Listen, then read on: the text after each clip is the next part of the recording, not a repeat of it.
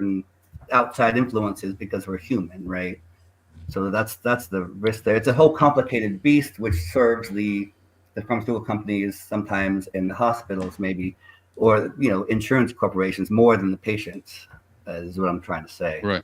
Now, RFK has made the point, and others have too, that these commercials aren't even that effective. And the main reason that there's so much advertising being purchased is so that they more or less can own the media companies, in the sense that they will then not report news that is detrimental to their business. And that's basically, it's a form of bribery. Do you buy that logic? Yeah, no, I definitely can see that as well, and I've heard that argument before. It's I mean, when you have the pharmaceutical companies putting that much money into these networks, like for example, I think the prime time especially is a slot that they pay a lot of money into. So you have shows like Anderson Cooper or other primetime news shows that have a lot of their money from the pharmaceutical industry. Then if they're going to do a story that's not beneficial to them, Right. just like physicians, I mean, news anchors, I'd say, can be biased that way as well, potentially, unfortunately. So in a way, that's go ahead, Ryan. I'm sorry. Well, I was going to say, so then if we were to do what Bobby Kennedy is saying and block these ads, one question I have is, then what? Because I'm reading in, for example, the London Guardian. They had an article today, Wild West, experts concerned by illegal promotion of weight loss jabs in the UK. So it's against the law, but they're basically pushing it anyway. And then you have TikTok, you have these so-called Zofran Girlies Rise Up tagline, where these girls, I guess they get sick, they're nauseous. I don't know if they're of what that, and so they're pushing it so they're trying to figure out how to rein it in, even though it's illegal there. So what happens when you get rid of that? Wow.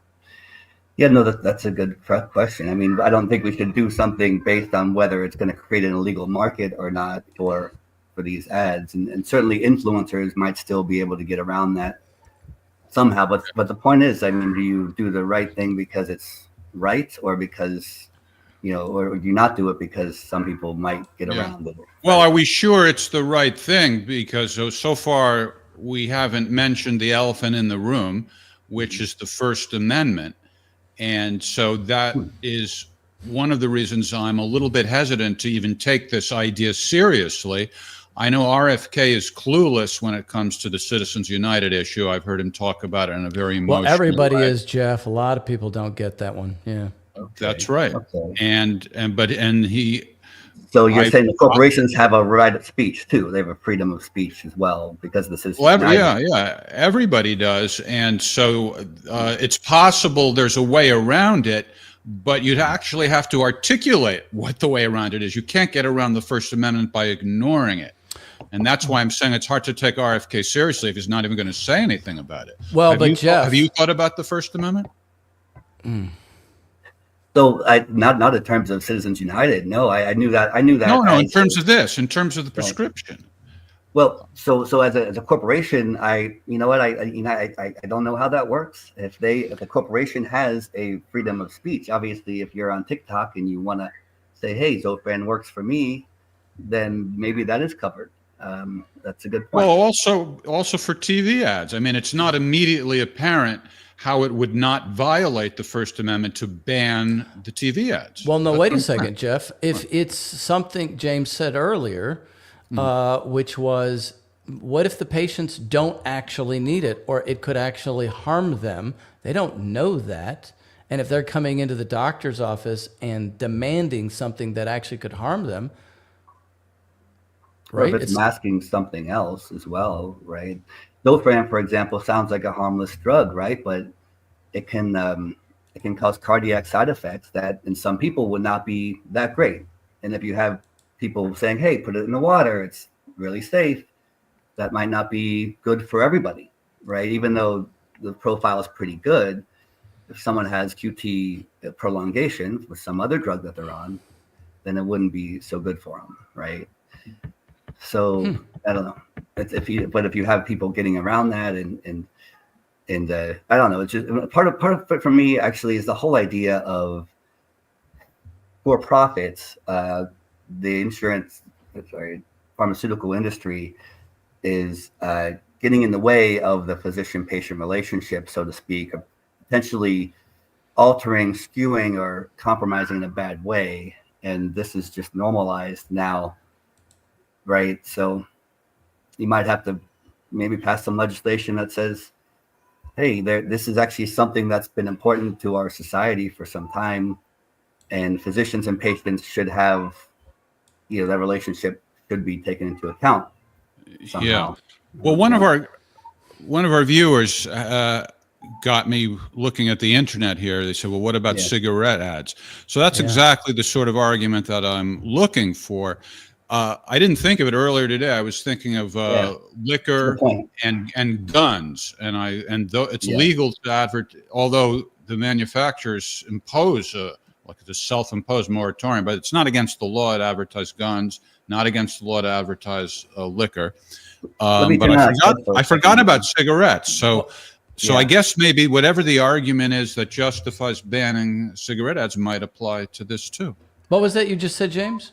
So that you mentioned guns. It's interesting. There are laws in some states. I am not sure if it's Virginia, where the physician there were at least bills that they could not mention guns. Like you're talking to a patient about safety. Do you feel safe in your home? The gun advocates said, you're not going to be able to talk about guns because that's a right issue. So that's kind of like on the opposite foot there, right? You can stop the physician from mentioning certain things potentially. And I haven't heard an outcry about that. And that's sort of what I'm getting at here. Like it's the corporations who are protecting their interests, but other things are getting downgraded to a second level priority. Things that are probably more important that we take for granted. Right. Well, maybe that brings up another question. If the corporations have the ability to exercise their so-called rights more than the average citizen does, is that really protected in the same way that it's for you and for me? Because I know I don't have the ability to go out and hire $1 million lawyers, not one, let alone three or four, and keep them on retainer to ensure my rights. Well, that's true, but that's really unavoidable. I mean, I don't know how you remedy that by saying, "Oh, you must hire crappy lawyers or something." Well, it might be a time and place kind of thing, right? Like there are certain places you cannot, and I think this is sort of what you're saying, James. Maybe there are certain places you can't talk, you can't have free speech. Certain places you can have free speech.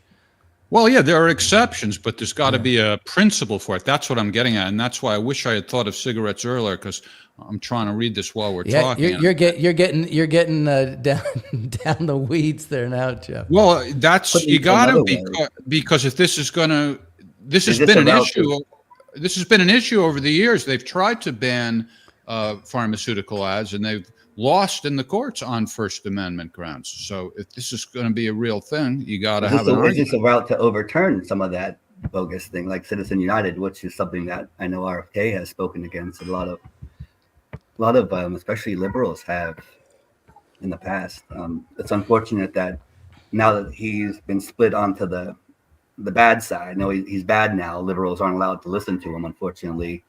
I don't know if the sad thing is that a lot of people that might agree with him, that would agree with him, good friends of mine who are good people, happen to be liberal, they might say, you know what, I'm not going to listen to anything he has to say. We're going to resist. And it's there's almost like this borderline personality thing with America right now, where even if it's a great idea, if it's coming from the guy you don't like, you'd rather focus on what your side says is bad, your set of facts.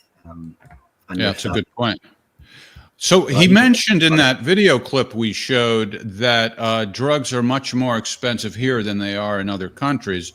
And he sort of lumped that in with the argument about advertising on TV. I'm not sure how those two things are linked. But let me ask you, why are drugs so expensive here compared to other countries? Well, we're paying more because you see a brand name on TV and that's what you want. And as a patient, you might not know that the brand name and generic are the exact same molecule, but your brand name might have that good feeling in your gut from the advertisements. and maybe you think the generic, because the term generic honestly has a bad connotation, you might think it's something different or not as good. So you might not. So that's one thing that's been published through JAMA. But aren't no? Of course, I mean, I know that generic drugs are less expensive, but aren't even the cost of generic drugs aren't they still much more expensive than they are in other countries? I don't doubt that. But if you're talking about the overall cost, people but why? have Why is affinity the for question? brand names.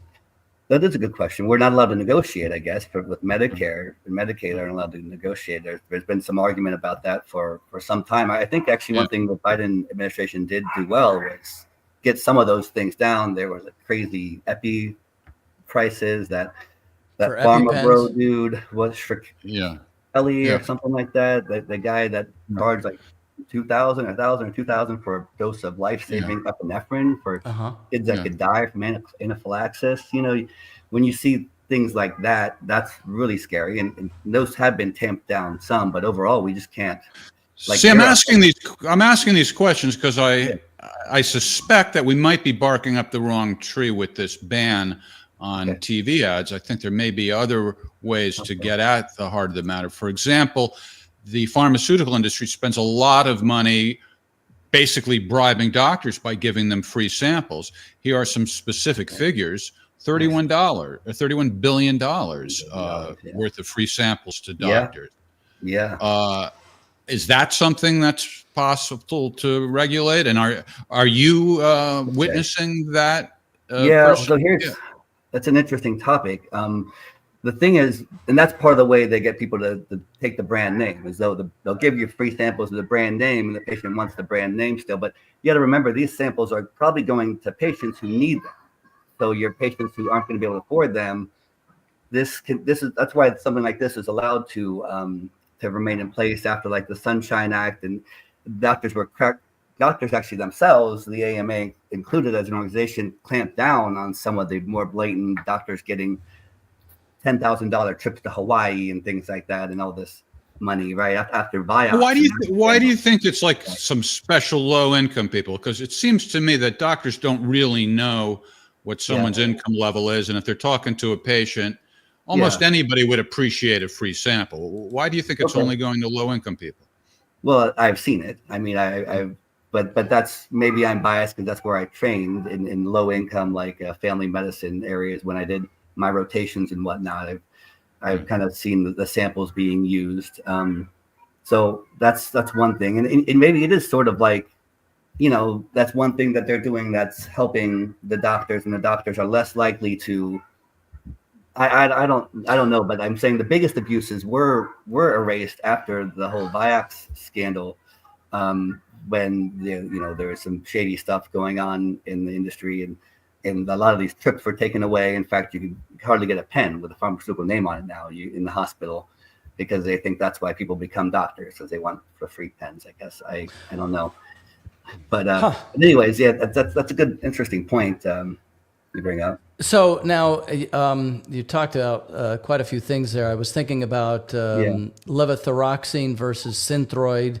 You know, I don't even know if one of those is generic to the other one or not. And I thought, you were saying that they are the same, but I think in that case, they're not exactly the same. Okay. I don't know. I don't know at all. But I was told by my doctor. Why are almost all medications impossible to pronounce? What's up? What's up with that? That's worse than anesthesia compared to anesthesiology. Did you like that I said that, Jeff? Levothyroxine? Levothyroxine is like the generic name, right? It's the thyroid. That's for thyroid. Yeah, I take that. I had half my thyroid. But the quality might be different. Like generics are more difficult, and that's part of it too. Like you say Synthroid, and that's an easy thing to say. You ask for Synthroid, that's what you get, and it's a brand name. That one, I don't know if it's a great example because it's been out so long, it might be off patent. You know, one thing they'll do is they'll take two medicines and combine them and say, oh, this is what this is now. You want this one because it's got two meds, and now it costs more because of that. It's a new patent, a new combination, right? Look, I think the main point is that there's like an undue sort of influence from the pharmaceutical industry here that we're seeing overall. So let's not get caught in the weeds on this particular issue. You know, if this is just a bargaining chip for RFK and the NIH in the end, if this is just something where they're like, we might try to take this away, but if you kind of play ball with us and try to make the Americans healthier overall, like maybe you could have some commercials about how good fruits and vegetables are, or something like that, right? There may be some. Jeff doesn't like fruits and vegetables.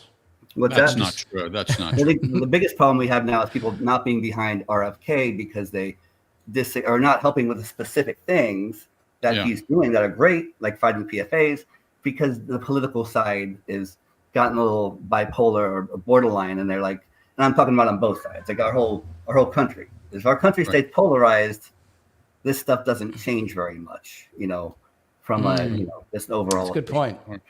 All right, before we let you go, let me ask you a question that I've always wondered about anesthesiologists. I say always, ever since I had a colonoscopy, I wondered this. Okay. And it may sound insulting to you, and I don't mean it that way. I want to preface it by saying I'm an idiot. So keep that in mind. That's why I'm ignorant. I admit it. That's why I'm asking this. It's not intended as an insult. I'll give you a non-idiot answer here. Okay. Well, what I was wondering is, like, how complicated is it to be trained to be an anesthesiologist? Right. Because what I was getting at is, it seems to me, and again, I'm sorry, I'm probably wrong. It seems like it's just like a regular doctor who's doing the surgery could probably learn to do it. Why are they separate jobs? So you're using one of the simplest cases there are out there. First off, for colonoscopy, it's not considered invasive. It's pretty routine, very low chance of lower complication rates from the medicine itself. And that is something that used to be done with conscious sedation by the GI doc more often. But the people would remember the colonoscopy, and it would be distressing and uncomfortable. And some people need higher doses medicine, right? And maybe they don't. So that uncomfortable nature of the experience, and honestly, like the GI doc trying to do two things at once, and like, because you could stop breathing. I mean, potentially, let's not forget that. And then so having someone watch you, whether it's an anesthesiologist or anesthesia assistant or nurse anesthetist underneath an anesthesiologist, then that's going to be, it seems. Then you can kind of see it, and you're actually, as an anesthesiologist, if you're overseeing 4 different rooms, then you're kind of overseeing all this care, and if there's an emergency, you're available, right? Just because there are emergencies. Same for the colonoscopy doctor too. It frees them up to do other things. Because I was out cold before I ever saw the guy who did my colonoscopy. Right. For all I know, they got some guy on the street to do it. I'd have no idea. And the last question. I have one more question, because we are going to move on here a second. I really appreciate you being here. We're going to have you back. But I see this in some of the comments. Doctors, are they all just bought and paid for? Are there none of them that would recommend or natural remedies or whatever, things like that?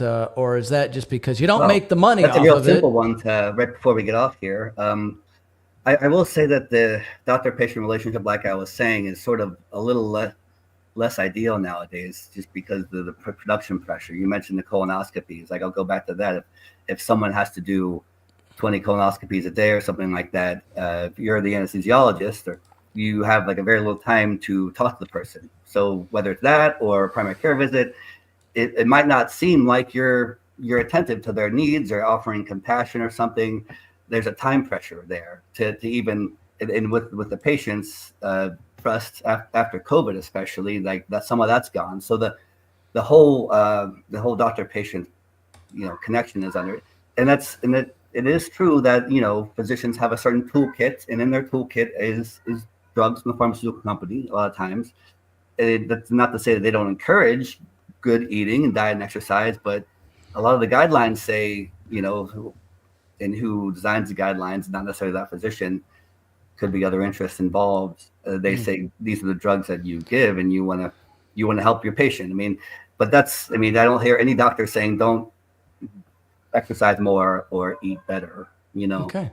And the thing is, if you're talking about natural treatments, sometimes you don't know where they come from. You don't know if they're regulated, how much of the substance, ginkgo biloba or whatever they have, and so there's like a. But sort RFK of, definitely is going to be promoting those, let's just say, healthier lifestyle kind of things. Maybe preventatively is also the way to approach that answer. Absolutely. So. No, I think that's great. I'm all for it, and I think a lot of physicians are, but it, like nobody goes to med school and goes through 12 or more years of training. It basically studies their rear end off since they're 5 years old to be like, oh, I just want the money. There's a deeper motivation. Unfortunately, the reality of being a physician with all the competing interests does put a strain on a lot of people in the relationship with patient. Well, thanks very much, Dr. James Schlotman. It was really great. Yeah. I know that since I've known you, you have always wanted to be a doctor and to help people, so that it comes straight from the heart. And I've never forgotten when you and I have had some intense discussions about that in the past. So thanks for coming on with us and discussing this with us. Thank you. Really appreciate not only informing us about the prescription drug issue, but making us feel better about our excessive drinking. Really appreciate that. That's what I was all about, Jeff. Good to meet you, man. Thanks a lot. Very much. Pleasure. Thank you very all much. the best. Appreciate it. All right. Wow. Do you think I insulted him with that question about? No. I don't think he did at all. I don't think he did at all. That's good. That's good. I was a little hesitant to ask it, but I was so curious I had to ask it. Well, look who's here. It's our friend Jose Vega. How you doing, Jose? I'm doing good. I just got back, did some traveling, and I'm joining you guys tonight. Wait. What is that? What wine? What vintage? What year? What winery? I think this is Twisted Tea 2024. Oh, Twisted Tea. Probably a lot of sugar in that one, too. But keeping with the tradition of, I heard what you guys just had on. I actually just made my own bread for the first time. Oh. See, it's only 3 ingredients too. I kind of burned the bottom of it, but All right. It's first time. So I'm slowly making Jose healthy again. Okay. Right there. There you go. So now let me just clarify here. This is our new segment, which is Project 250. And Jeff, you and Jose, you led the charge against me on the naming of Project 250. I have adopted it, but tell us about why it's Project 250. Well, it's the 250th birthday of our nation coming up in 2026, and we want to connect to all the awareness and hoopla surrounding that and do our part to inspire an American revival. How do you feel about it, Jose? Yeah, I mean, what better opportunity to try and remind and revive the spirit of the United States with, what better occasion than the 250th anniversary of the founding of our country, which is coming up in 2 years, although the Battle of Lexington and Concord was April of 1775. And that's often considered the first successful campaign of the American Revolution. So honestly, I think, that's why we can have a whole year-long celebration starting in 2025, going into 2026. And it lines up well because, Jeff's favorite president, Donald Trump, has been talking about putting a committee together of having a year-long worth of festivities celebrating the 250th anniversary of our country. So, actually, I think not just 2025 into 2026, but 2026 into 2027 as well. You get both years, going in and coming out. And Jose's specific focus is on activism and in recruiting other activists and guiding them. And we have one such aspiring activist on the phone now. And she is in the process of creating her very first petition. So we are going to take a look at that and work on that together live in front of our beloved audience. That's right. Samantha, are you there? North Carolina. Are you there, North Carolina? Isn't it South Carolina? Or am I South Carolina. Are you there, South Carolina? Oh, you know what? Hold on a second. Let me. Oh, No. all right. Well, by the way, while Jeff is figuring out the technology, Benjamin Franklin did meet with all of the people that helped him to pull together the nation, and they did drink wine and probably mead, I think, and a few other little things like that as they discussed their political ideas. Samantha, are you there? yeah, they Let's probably had malt beverages, right? Well, it definitely was some different kinds of beers and meads and things like that. Yeah, there you go. You see, so well, I'm fitting right in with the spirit. Absolutely. I just came back from down south myself too. So Now, are you in your new place now? Because it seems different where you are. are you trying to dox me? Or something? No. I'm not suggesting that. I'm just suggesting it just looks like you're in a different room or something like that. No, I'm in the same room. I'm just on the other side of the table. Ah, okay. I have not had a chance to set up my new setup yet, courtesy of our friend Jeff here. But once I actually settle back in, I'll be able to have that all set up probably by next week when I come back on. Yeah. Do you have any interventions planned? Probably not while it's the outgoing Congress, I'm guessing. No, I don't. Not anything that I can see. I mean, frankly, they've all been reelected, and they all pretended to care for a bit. So, but my radars are always open and willing, and I will go as far as California to do an intervention. So, And what do you think about? Remember, we just had this whole big fight about the legislation, right? The continuing resolution, and there was a lot of talk about bringing in Massey, getting rid of Johnson. Now, nobody's talking about any of that now. Well, I mean, they passed a stopgap spending bill, which, hey, averted a government. Honestly, I think the whole spending bill that comes up every few years or so is just a big kafabi, or a big show, because these people have, vacations that they've already paid for and booked their hotels and trips and plane tickets. They have no intention of working overtime through the holidays. They want to get out of there just as much as anybody else who works a 9 to 5 wants to get out and not be at work. Although these guys don't work 9 to 5s. They only have to be in the Congress 130 days out of the year. But, Right. So they don't really work hard, but, they were never going to not pass something.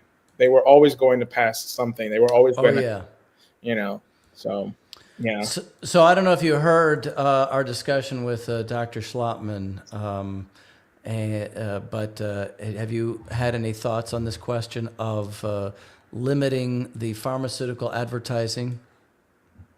I actually kind of like what RFK is talking about with outright banning medications. I mean, medications that to be advertised on TV. I think they put these ideas in people's heads. Oh man, I guess it's just you and I now, Ryan. Hey.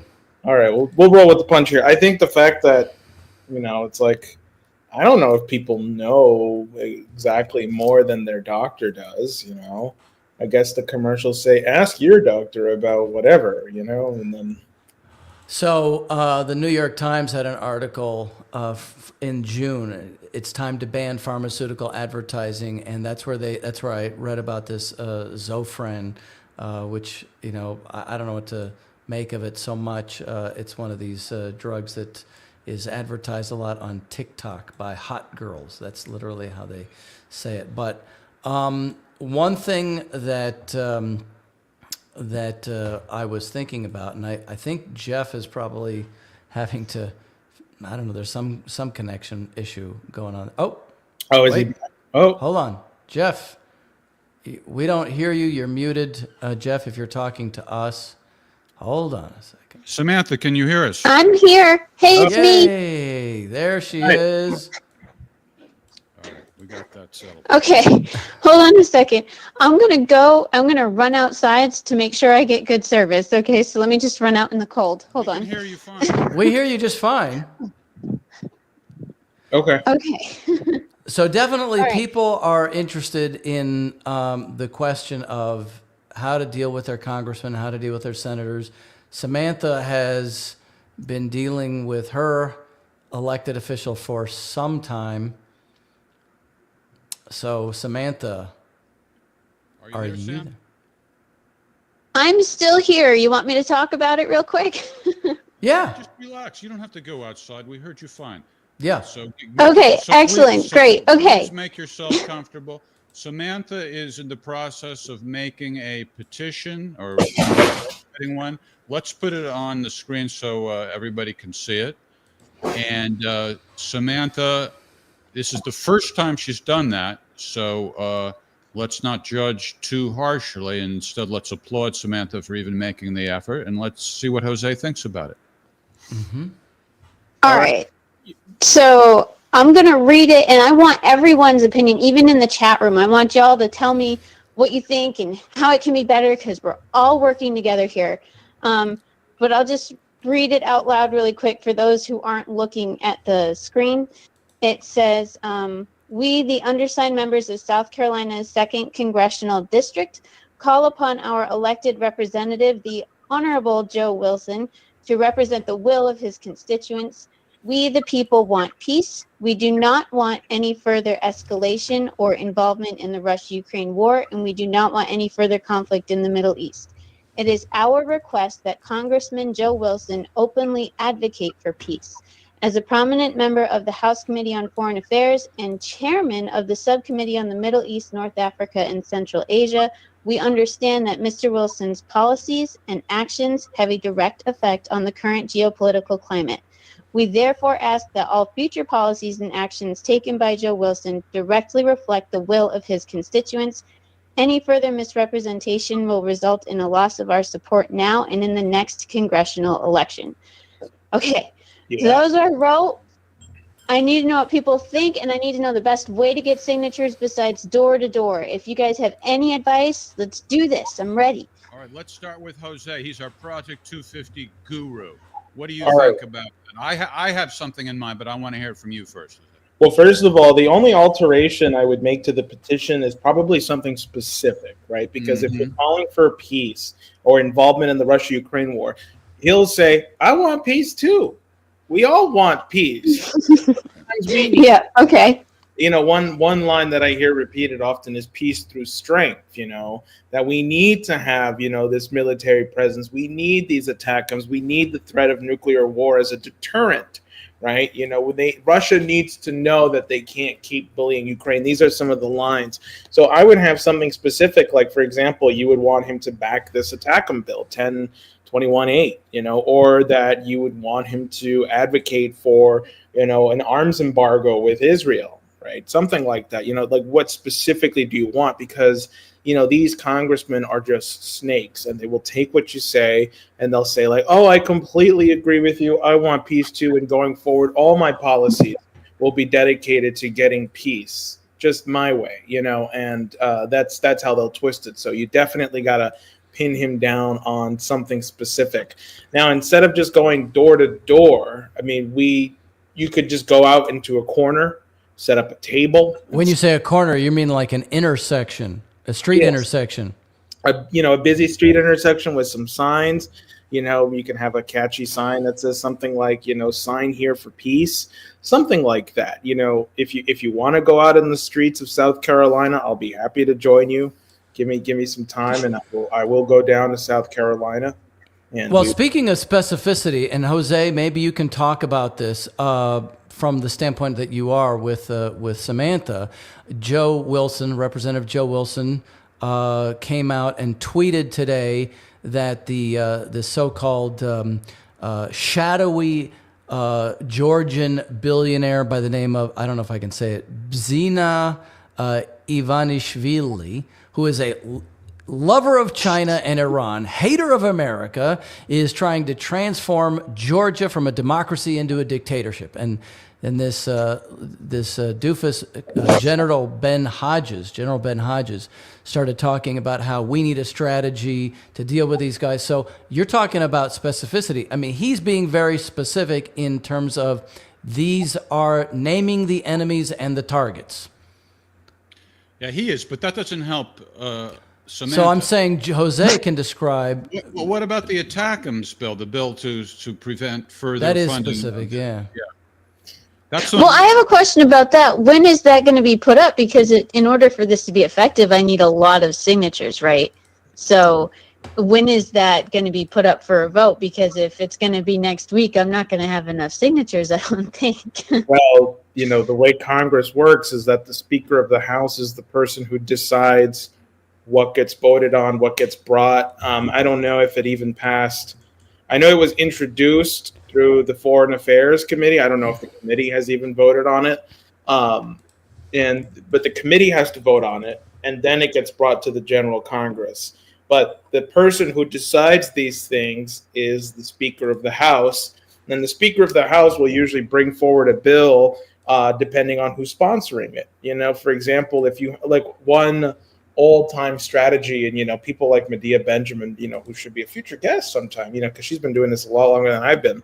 But one long-time strategy is if you can get a senator to back this as well as a congressman, because the way a bill becomes law, and some people may not know this, right? It has to pass the Congress first. So it has to. So out of the 435 congressmen that have the power to vote, a majority of them have to agree. Yes, we want this to be law. Then it has to go up to the Senate, and then the Senate has to have a majority passing the law as well. But even then, it's still not law because then the president has to sign it. And then the president. Okay, I have a question now. Yeah. Just about basic United States stuff. I know that House, Senate, all that.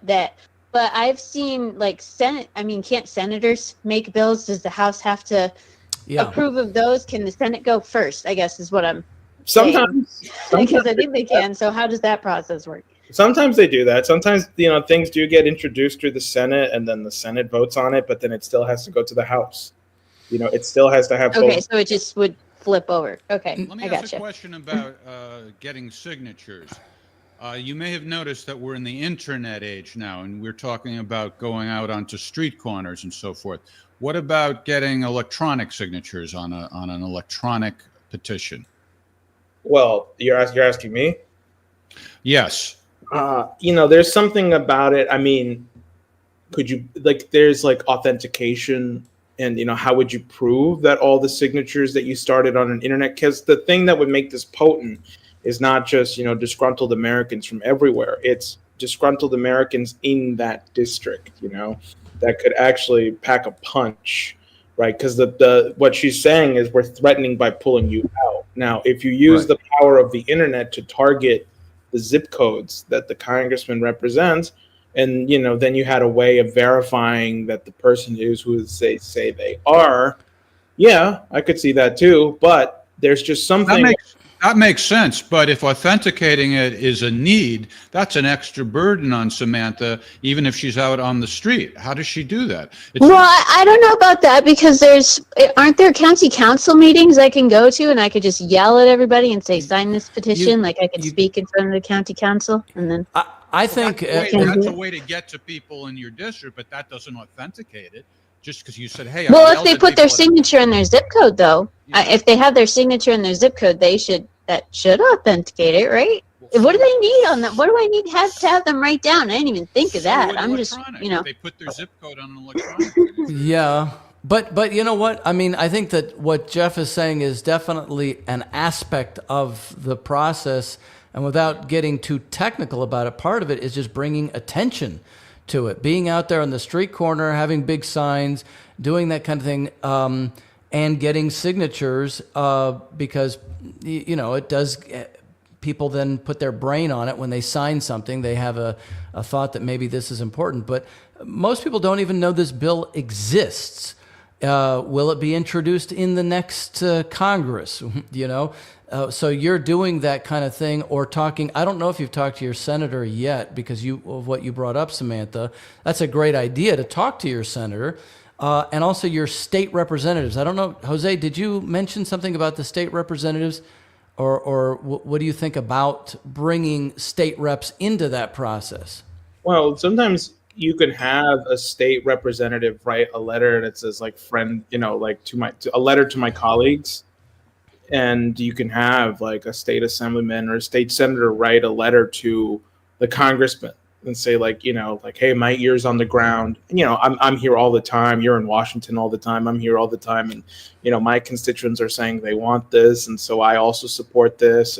And, also as a constituent, of yours, because I would assume, right? Like it'd be funny if you got the state senator of your district who also happens to overlap with your congressman. I think that would be effective there too, Yeah. Well, like Ryan said, the name of the game is getting attention. To that end, what about something other than a petition altogether, like organizing a town hall? I mean, there's a lot of work involved for Samantha or whomever's doing it either way, but one issue is like, what's the burden of organizing? The other is what would be more effective, Jose? A town hall is a good idea, especially if you have somebody who is recognizable. That's a case right there where if you did have a state representative, who's like well known in the area, maybe there is somebody, Samantha, maybe there isn't. I know here in the Bronx, these state legislators do have a lot of sway here. They are known, and actually, if you want to talk about how the machines work, right? A lot of the federal positions are, they required to work with the more local politicians because they actually have their ear on the ground and they're the ones who whip the votes for whoever it is they want to get into that position. So, a town hall is a great idea. And I think if you can get 50 to even 100 people in a room specifically talking about this event, because you have a right to deliberate. And I'm pretty sure, although take this with a grain of salt, but City Hall is supposed to have rooms for citizens to be used to deliberate, right? Because there is a right to assembly and people need to have a place to assemble. And I'm pretty sure almost all city halls around the country have to let you use some kind of room for deliberation. But take that with a grain of salt. I could be wrong on that, but I'm pretty sure that's something else. Yeah. So that would be worth verifying. That would be worth it. Yeah, absolutely. So I was just thinking, Samantha, now I hope you're taking notes because now you verify about the city hall. Maybe you get... yeah, I am taking notes. I got a pencil and my notebook and I'm taking notes. See, it may not be one thing or the other. It may be a combination. Maybe a combination of an electronic petition, paper petition, and a town hall. Well, what I was going to say is the petitioning can be the field of people that become the town hall, right? And become the people that go talk to the state representative, who then gets the state representative to write the Dear Colleague letter, and especially if you get their email address when they sign the petition. So you can get a whole like a ball rolling, get a steamroller effect. Or snowball effect. Oh my goodness, this is so big. We could do so much. This is crazy. We can probably help with the electronic aspect of it, meaning we can put something on the website. So let's think about how to connect all these dots. Yeah. Okay, so we have electronic petition, door-to-door signing, organize a town hall. Hopefully that doesn't cost money. And then go and in city halls. I can do a town hall in city hall, right? Possibly, right? You're going to have to look into that. Send up some drones also, because I understand drones get a lot of attention. Oh, yes. Do the drones. Watch out. Oh, that's what's going on. Just drop the petition on the doorstep by the drones. It'll be great. Look who's talking about drones. So there you go. Yeah. All right. But do you realize like how quickly one person alone isn't going to be able to do this? This is why you have to find people in your community. And I think the best way to find people who feel as passionate as you do is going out to an intersection. It's hard work. I'm not saying it's easy. It is pretty hard. But you'll find like-minded people. And when you do, it's like a breath of fresh air. It's like, oh my God, there's somebody who is as passionate as I am about this, who wants to help me get this going, who will share this responsibility and burden with me. Oh, now I have a question, Jose, and maybe this is for Samantha, because Samantha, I think she sings a little bit. What if she wrote a song also? Does that actually, lighten people up and make them more comfortable to want to participate if you're out there singing a song or something? Yeah, we do that all the time. Are you kidding me? Depends what the song is. John Lennon was great at writing anthems, right? Give peace a chance. I'm great at writing anthems too. I'll help you. Ryan is very muscular, yet strangely effeminate. This could be the new peace movement anthem. Hey, that's okay with me. It'll bring everybody to the cause. Could you imagine like thousands of people I out front singing that, carrying "Stop the War" banners, and Doing their I could Trump dance. sing my Russian Christmas song. I could sing my Russian Christmas song that I'm working on the Well, I street don't- I don't corner, know. and then people will come over. Congressman Joe Wilson is very anti-Russian, so that might not go well with him. So Only if he's there, it won't go well. He won't have to see me singing it or hear That's me. right. That's No, true. music, you want any revolution to be fun. That's what attracts people. So there's that. Exactly. And then, like I say, if there's an anthemic quality to it, then that could also help. So Oh, I also That's true. I was hoping that my adorable face would do it, but it probably need more than that. that won't hurt. That won't hurt. I just realized, by the way, Joe Wilson, as you say in the petition, is on the House Committee on Foreign Affairs. This bill, Mhm. HR 1021-8, has to be passed by the committee. And given that he's on the committee, something specific to pin him on would be, hey, we want this bill to pass the committee. Given that you're on the committee, we want to know that you will have a yes vote on this. And that's Great. Okay. yeah. I mean, him So being he has to actually, like, the committee has to say, okay, this bill will go to the House now, right? Right. It has to be voted out of committee. That's right. yeah. So I don't know how many people are in the committee, Yeah. but the majority of the committee has to vote yes. So that's the other thing you can do is you can get all those people that signed your petition to call all the members of the committee. Yeah. So Okay. That's all a right. lot of members Now I know you because just take it bite size. Bite size. Don't try to do all the steps at once. You, Samantha, you might trip. So one thing at a time. Step one, then step two. Right. And then on our end, Ryan and Jose, do I have your commitment that we'll talk amongst ourselves about how we can support it on the website and maybe get the electronic component going? Sure. Yeah. Well, All because I think one thing I'm already thinking about is the fact that if this is a committee vote and you have a lot of people who watch, for example, the ranking members are Gregory Meeks and Michael McFaul, right? So Michael McFaul. you can have people who live in the constituencies of people who are on the committee also sign the petition. So it's like, hey, is this your zip code? And then maybe we can have a list of like zip codes. If this is your zip code, Well, can we have everyone call the Foreign Affairs Committee? Like everyone who watches the Scott Ritter show, call the Foreign Affairs Committee and say we want this Well, bill passed? definitely we should come up with something like what Jose is, some combination of this to because also, Samantha, if there is a website that you can point people to, that's also a good thing too. Yeah. Okay. So I'm doing baby steps. Yep. What is my first toddler step here? Where should I go next? well, I think the What's the very petition's next good. step? I think the petition is sort of How about revise the petition as your first step? Make it specific. yeah. Okay.